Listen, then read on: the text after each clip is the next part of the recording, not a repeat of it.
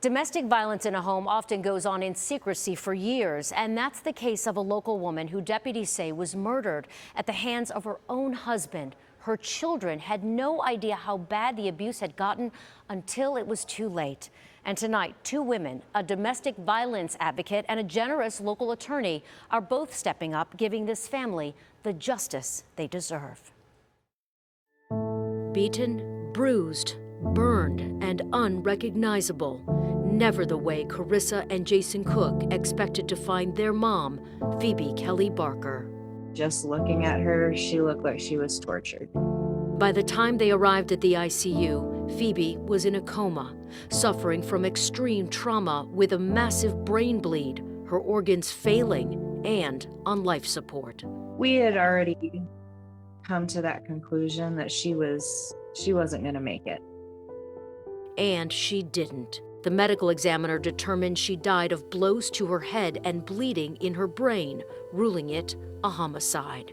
This was absolutely horrifying. I've seen some bad things in my life, and it really broke me that the worst thing I had to see was my mother. There is evil out there.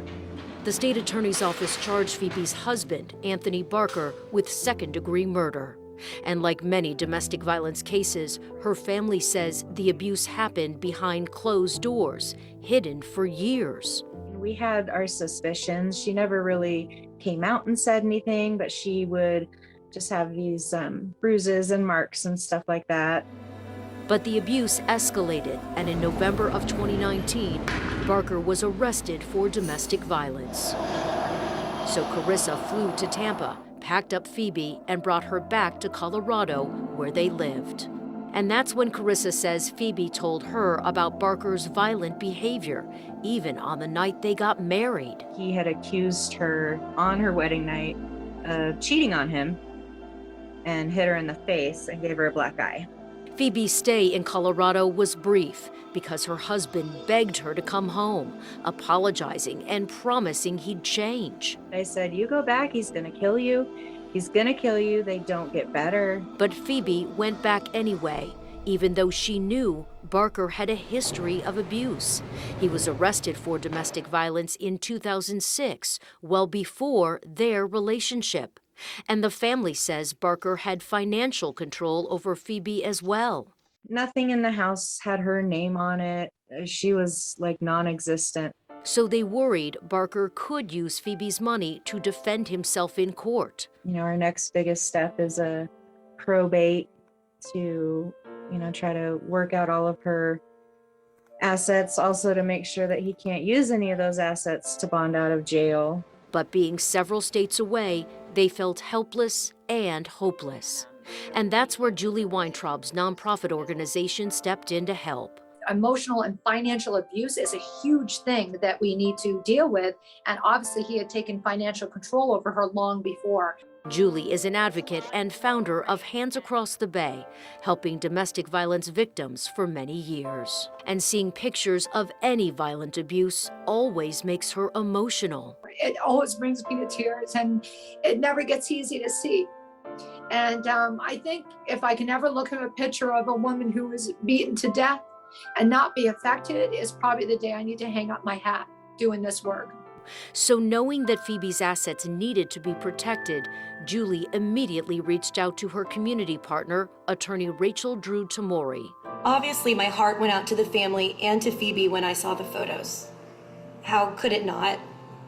And I knew right away I wanted to help. Also, when Julie Weintraub asks you to do something, it's not if, it's how can I help and how best can I help?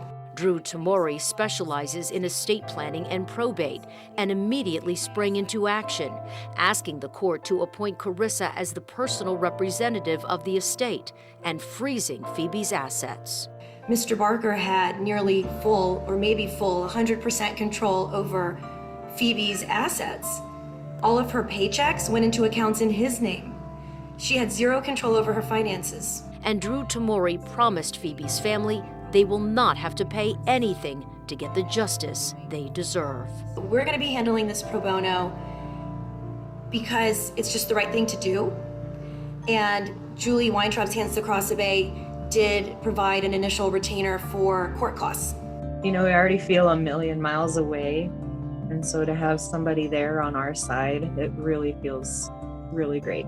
And for anyone stuck in an abusive relationship, they beg you, get out before it's too late.